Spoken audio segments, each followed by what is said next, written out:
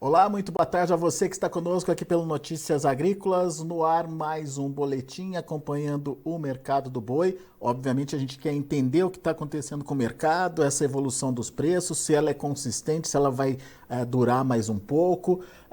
Mas a gente vai falar também sobre confinamento. Aliás, confinamento é o tema do próximo encontro realizado pela Scott Consultoria, encontro de confinamento e recreadores que acontece entre os dias 11 e 14 de abril.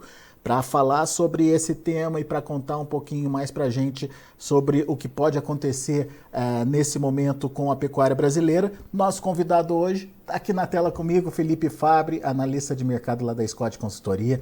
Seja bem-vindo, meu caro, muito obrigado por estar aqui com a gente e traduzir um pouquinho desse mercado do boi aqui para a gente. Vamos começar com o mercado, Fabbri, depois a gente fala um pouquinho dessa expectativa de confinamento que, pelo que eu estou entendendo, está melhor esse ano, né, Fabbri? Mas a gente vai falar disso daqui a pouco.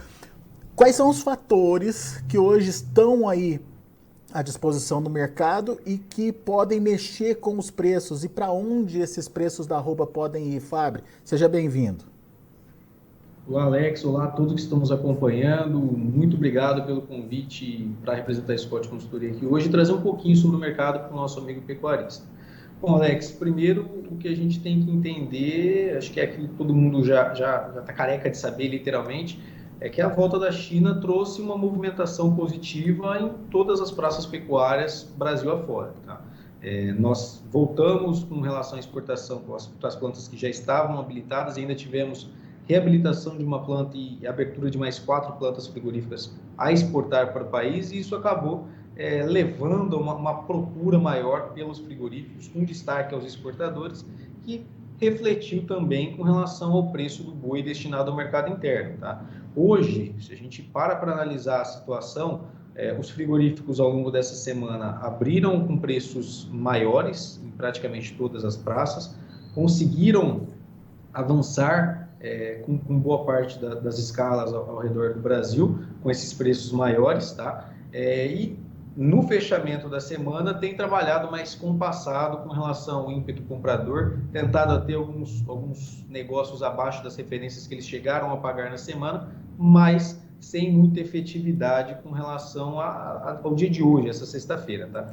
O que a gente pode esperar para a próxima semana, olhando para o mercado físico do boi, um cenário de preços mais lateralizados, sem descartar um viés altista trabalhando aí no mercado, em função de alguns fatores macroeconômicos positivos e também da questão do mercado interno, que pode aí beneficiar o mercado brasileiro.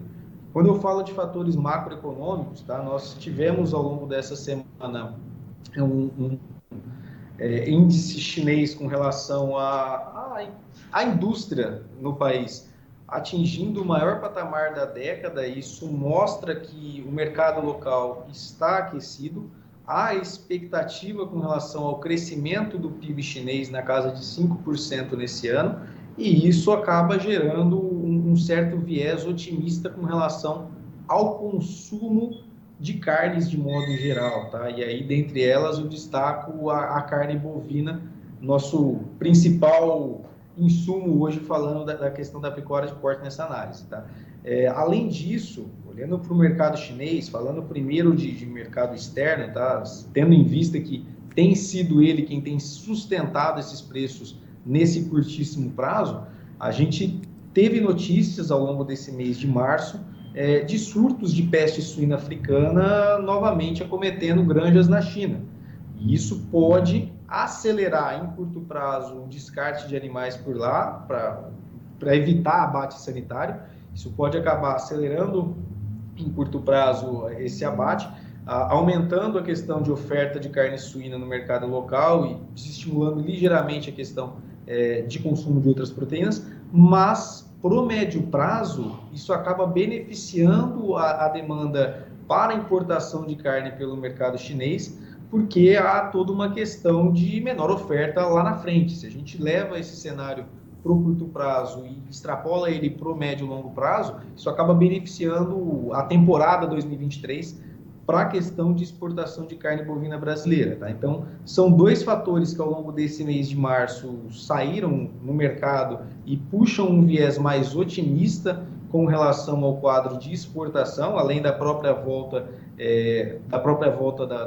da exportação brasileira, tá? E que podem acabar sustentando a arroba do boi gordo no curtíssimo prazo. Tá? E destaco aqui a questão do curtíssimo prazo.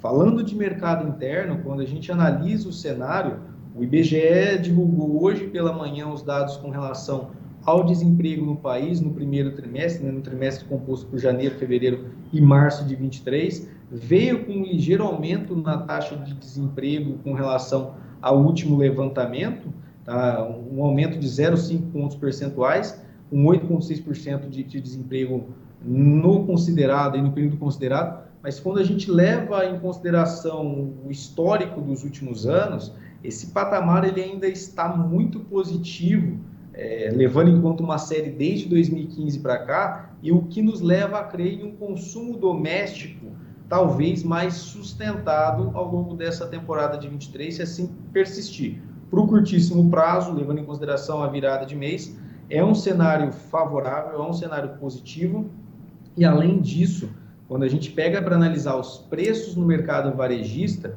nesse fechamento de mês, nós tivemos um recorte de queda para praticamente todas as praças monitoradas pela Scott Consultoria. Então, nós seguimos aqui o grande centro de São Paulo, Minas Gerais, Rio de Janeiro e Paraná. E nos 4 grandes centros, nós percebemos uma queda com relação ao preço médio das carnes no varejo. Então, há a possibilidade de um estímulo com relação à virada de mês. Lembrando que estamos saindo do período de quaresma, né? Estamos nos aproximando aí do final da quaresma, que é um período que sazonalmente, dado as regionalidades do país, acaba afetando também o consumo de carne bovina, e a gente pode ver um viés aí positivo com a virada de mês, somado ao recebimento de salários. Tá? Então, neste quadro, a gente acredita aí num viés, pelo menos para o curtíssimo prazo, de estabilidade, até mesmo sem descartar altas, com a possibilidade do pecuarista ainda manter boiada a pasto, mas a atenção que fica é com a virada, a transição agora entre o período de fase de águas e o período de fase de seca, que deve levar, a partir principalmente da segunda quinzena de abril até junho, a um aumento na oferta de gado, principalmente fêmeas, para aliviar a questão de pastagem aqui no país. Então, para curto prazo, o viés ele é mais positivo, mas para médio prazo, a gente não pode descartar o fato de que a entre-safra do capim está chegando e também estamos em um ano que esperamos um maior descarte de fêmeas. Tá? Então, são 2 fatores aí que eu coloco para dar uma contrabalanceada nesse cenário mais positivista que a gente trouxe do curtíssimo prazo. Tá? Muito bem, então você trouxe uma análise bastante interessante e até profunda sobre 2 cenários diferentes, pela questão da exportação, pela ótica da exportação e pela ótica do mercado interno. Vamos então aprofundar um pouquinho mais sobre essa questão aí da exportação.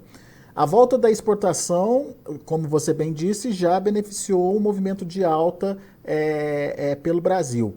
Como é que foi essa alta? Que preços a gente está vendo sendo praticados agora? Vamos tomar como referência São Paulo, se for o caso, Felipe. Como é que estão esses preços nesse momento? Vamos lá, vou abrir a tela aqui.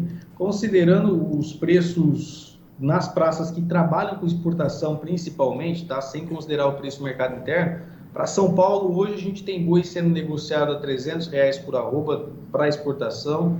Há relatos, tá, que chegaram a nós de até negócios em R$310 por arroba dentro desse período de retomada de China.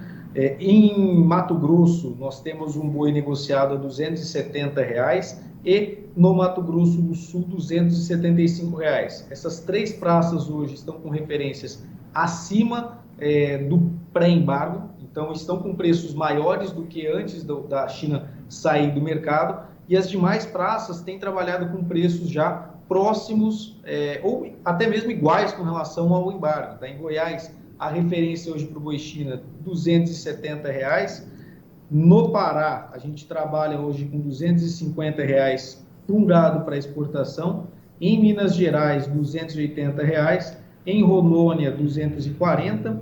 E, por fim, Espírito Santo e Tocantins, Espírito Santo considerando agora a abertura da planta por lá, nós já temos um ágio sendo pago na praça, um boi de R$ 275 chega a ser negociado na Praça Capixaba, e no Tocantins a referência para o boi China é de R$ 250 hoje, considerando os preços brutos e para a gente descontar ainda os impostos, tá, Alex? E com essa alta no boi China, praticamente todas as praças que a gente monitora tiveram altas para o boi destinado ao mercado interno também. Ele veio puxado no carreão, além do fato de que o pecuarista já vinha segurando, já vinha retendo a oferta, e isso não vinha permitindo um viés baixista de encorpar no mercado brasileiro. A baixa ela ocorreu só no primeiro momento do embargo, e depois daquilo, o viés ele foi de estabilidade com relação às cotações nas principais praças, com o pecuarista conseguindo segurar o animal com o custo de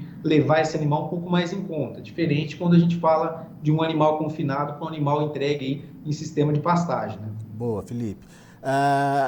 Eu entendi também que a gente tem um cenário muito favorável para um aumento de demanda chinesa. Você falou do PIB, você falou do melhor patamar da década, daquele índice de otimismo PMI, lá né? das indústrias.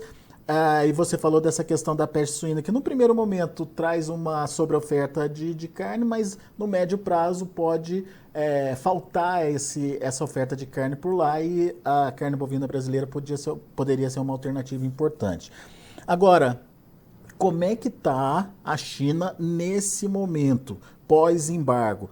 Ela está mostrando para que veio, ela já tem buscado aí a carne brasileira como alternativa, e de alguma forma isso já mudou a precificação, ajuda a mudar a precificação da carne brasileira no mercado internacional, ou por enquanto a China está testando, entendendo o mercado, enfim, querendo saber o que pode acontecer, Felipe? O que está acontecendo nesse momento? Alex, o contexto que a gente tem hoje, ele não mudou muito do pré-embargo. Qual era o contexto até lá? Nós tínhamos a China comprando bem em termos de volume, mas com relação a preços, o preço não vinha sendo um dilema para o mercado chinês. Tá? Então, eles estavam comprando em volume e com preços menores.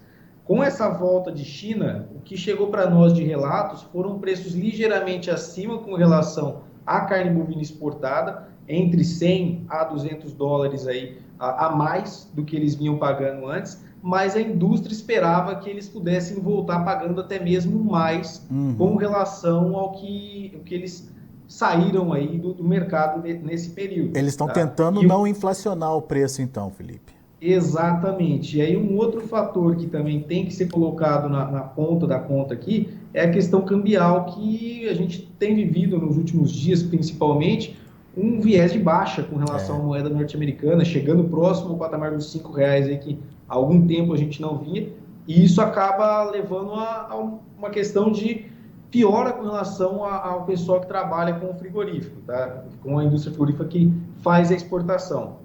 Mas o viés que a gente teve da China foi de volta com relação às compras, com volume ainda relativamente adequado frente ao que ela parou, e preços não muito acima do que ela vinha pagando. Tá? A China vinha trabalhando com um patamar de 4.800 por tonelada embarcada para o país, e o relato que chegou para nós aí é de 100 a 200 dólares a mais, aquém até do que a indústria esperava que pudesse voltar com relação ao mercado durante toda essa paradeira. Tá? Perfeito. Então, esse foi o quadro. Puxando já, só para finalizar aqui, para o atacado, para a gente ver como essa movimentação da China acabou impulsionando também o mercado, a gente teve uma alta de 3,3% nos cortes de dianteiro no atacado com osso até o dia 24/3, e esse viés foi puxado muito pela demanda para exportação. E na contramão, a gente olha para o traseiro, que acaba tendo uma preferência pelo mercado doméstico, a gente veio com uma queda de 3,5% na precificação do traseiro,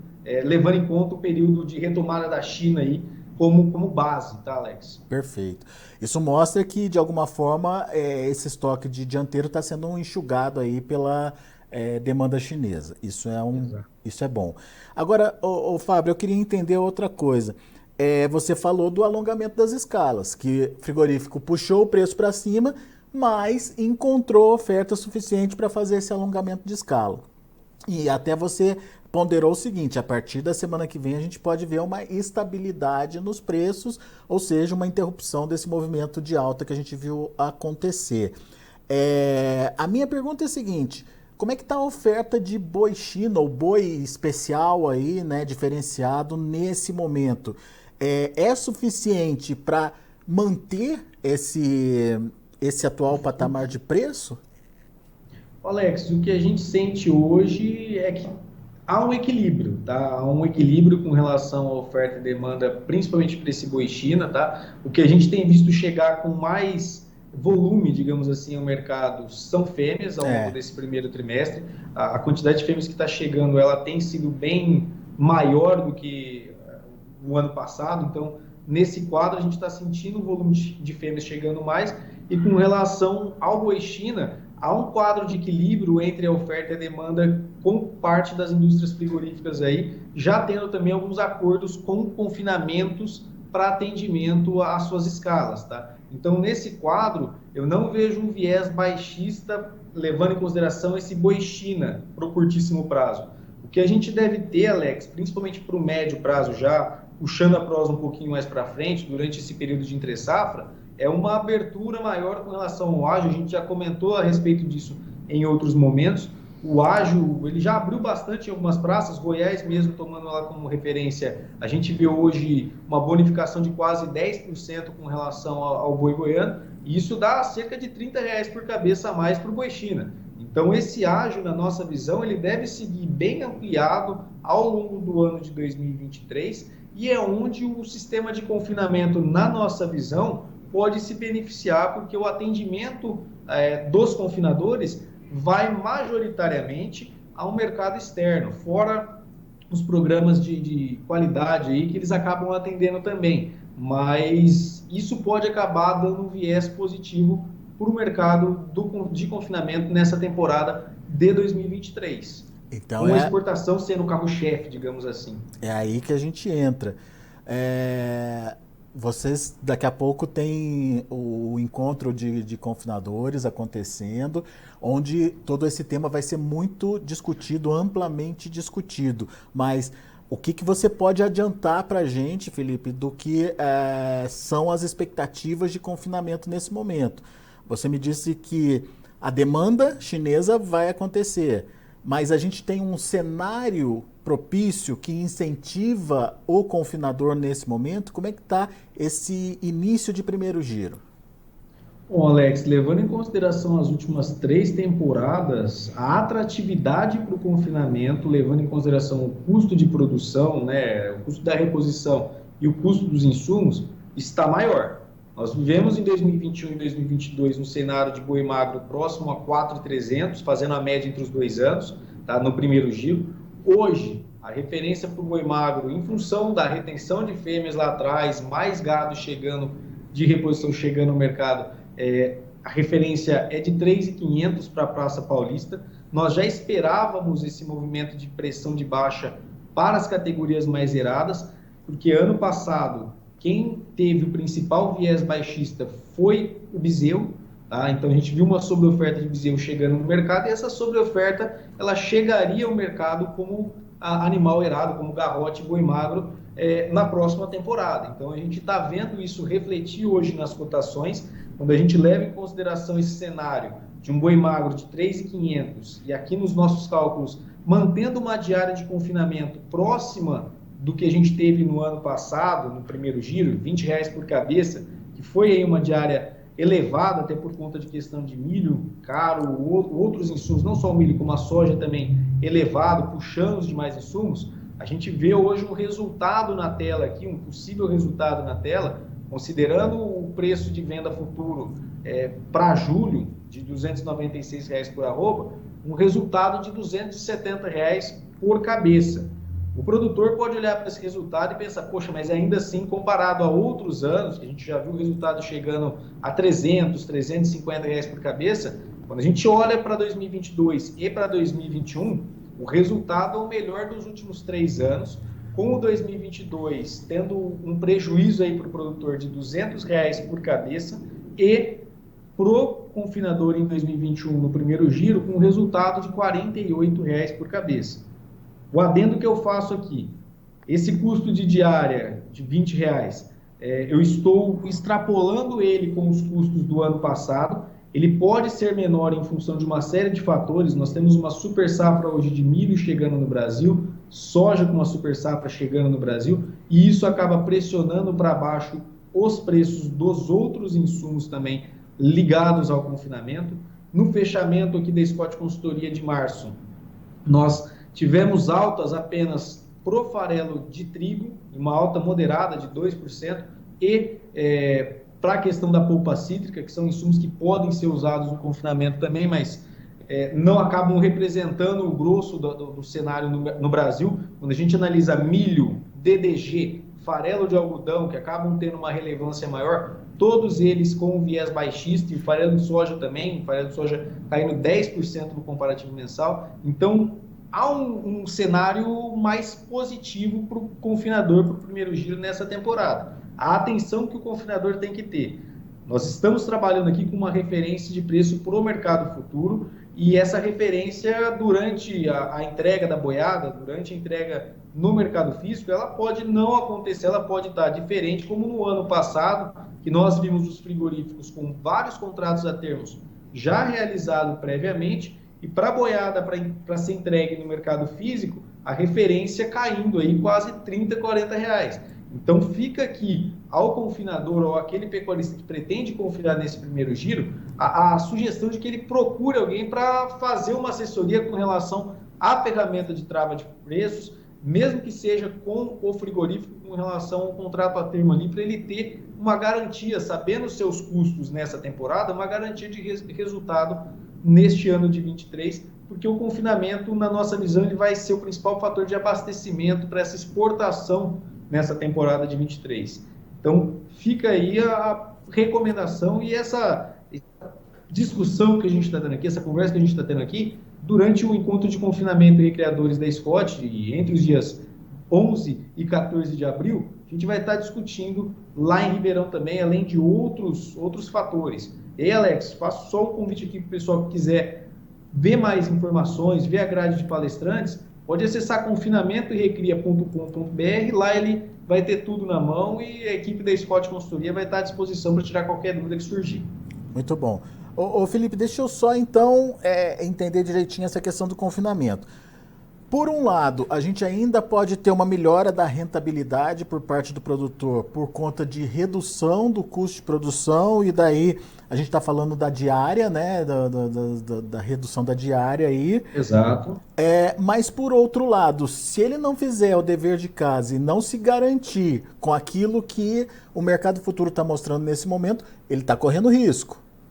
Exatamente, Alex. E só para trazer um dado ainda, aumentou bastante a questão de uso com relação à ferramenta de trava de proteção, mas ela não representa ainda, dentro do nosso censo Confina Brasil, ela não representa ainda nem 30% da nossa amostra. E a gente já mostrou aí cerca de 60% do gado confinado. Então, nesse contexto, a quantidade de pecuaristas que ainda não faz utilização de alguma ferramenta para se proteger dessas oscilações do mercado, e olhando para confinamento, quando a gente sabe o nosso custo, a gente consegue gerar aqui com o mercado futuro uma perspectiva de resultado, é fundamental para uma atividade que ela se baseia muito na questão de curtíssimo prazo, como o confinamento. Para o produtor que trabalha com o sistema de produção em ciclo completo, aí, já levando em consideração anos mais longos, essa análise ela não acaba tendo esse mesmo fundamento. O cenário já é outro, mas fica para uma outra oportunidade para a gente abordar um pouquinho mais do que o produtor que trabalha com ciclo completo pode esperar para os próximos anos dentro do seu negócio. Legal. E só retomando o cálculo que você fez baseado no que temos aí de preço para julho e de preço nesse momento da reposição e dos insumos. A gente tem um lucro por cabeça de R$270 aí. Isso é quase 6 vezes mais, Felipe, do que aquele lucro. Não vamos nem falar do prejuízo do ano passado, vamos falar do lucro de 2021. É quase 6 vezes mais do que aquele lucro que ele teve em 2021. Exatamente, Alex. Na nossa tela aqui, a simulação para 21, considerando os dados de fechamento para o período, nós temos aí um resultado de R$ 48 É? reais por cabeça. E o detalhe a mais, Alex, o custo de diária que a gente está considerando hoje é o mesmo custo da diária no ano passado. Tá? Eu não fiz aqui uma alteração com relação aos custos da diária ainda, ou seja, Uhum. a oportunidade desse resultado ser ainda maior, ela é relevante. Em conversa com confinadores que nós temos aqui, parceiros ao redor do Brasil, o custo da diária hoje, se o serviço de casa for bem feito, ele pode chegar até 17, 18 reais por cabeça. Tá? Então, é uma redução de quase R$ 2 aí por dia, e levando em consideração o período de 90 dias, são R$ 180 possivelmente aí, a mais a serem levados em consideração. Então, fica a dica aí para o confinador. Há um cenário mais favorável nessa temporada, mas o dever de casa tem que ser bem feito. Muito bem. Bom, então fica o convite também para você que ouviu o Felipe contar aí, fazer essas contas e quiser aprofundar nessa discussão. A oportunidade vai acontecer entre os dias 11 e 14 de abril, em Ribeirão Preto e Barretos, é isso, Felipe? Dois momentos diferentes aí. Conta pra gente como é que vai ser, qual a programação. Exatamente. Vamos lá, do dia 11 a 14 vai ocorrer o evento como um todo. De 11 a 13 é o evento presencial com palestras presencial. Vai ser totalmente presencial, perdão, mas o evento com palestras lá no Centro de Eventos do Ribeirão Shopping. Já é tradicional o evento ocorrer por lá, tá? No primeiro dia, nós temos um evento dedicado principalmente à cria, porque o evento é o encontro de confinamento e recreadores, então nós temos um dia dedicado à cria e recria, e aí, no segundo dia, nós temos uma junção dos públicos dos encontros, do encontro de confinamento e recreadores. E aí, pelo período da manhã, no segundo dia, nós temos o bloco de mercado, unindo as duas temáticas, e a partir do período da tarde, a gente passa a abordar só sobre o confinamento.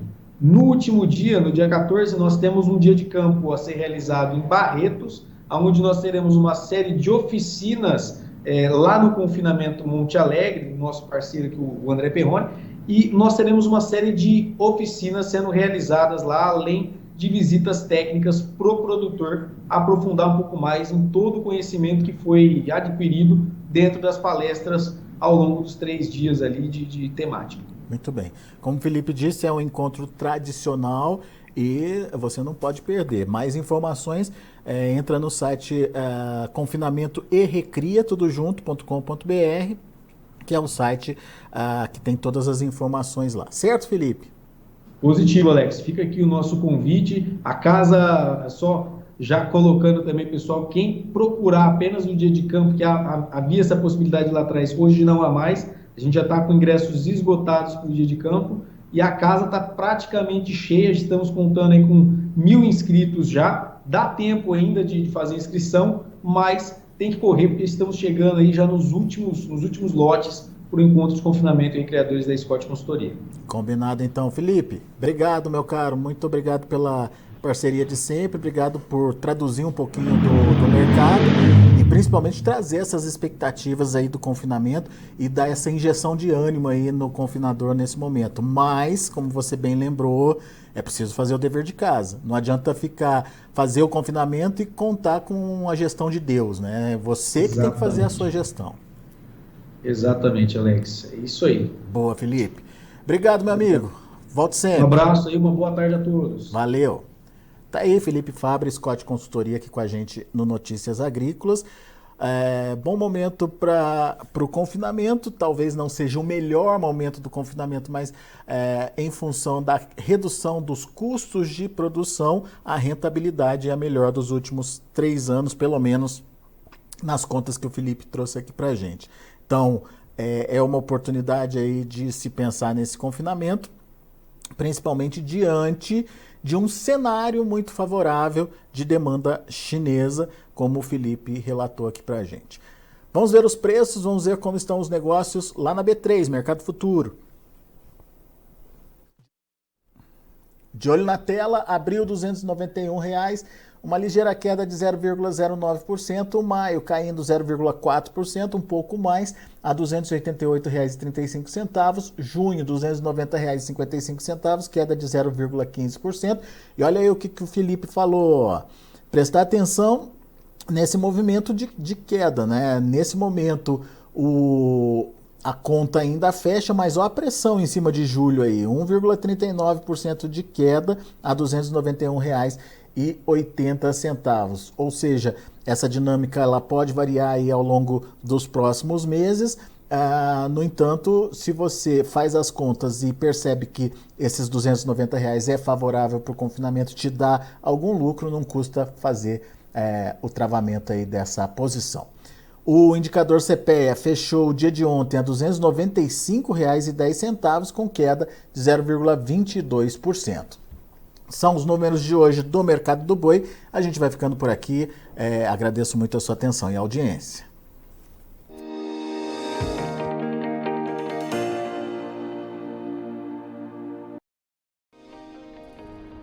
Se inscreva em nossas mídias sociais, no Facebook Notícias Agrícolas, no Instagram @Notícias Agrícolas e no nosso Twitter @Notiagre. E para não perder nenhum vídeo, não se esqueça de nos acompanhar no YouTube e na Twitch, Notícias Agrícolas Oficial.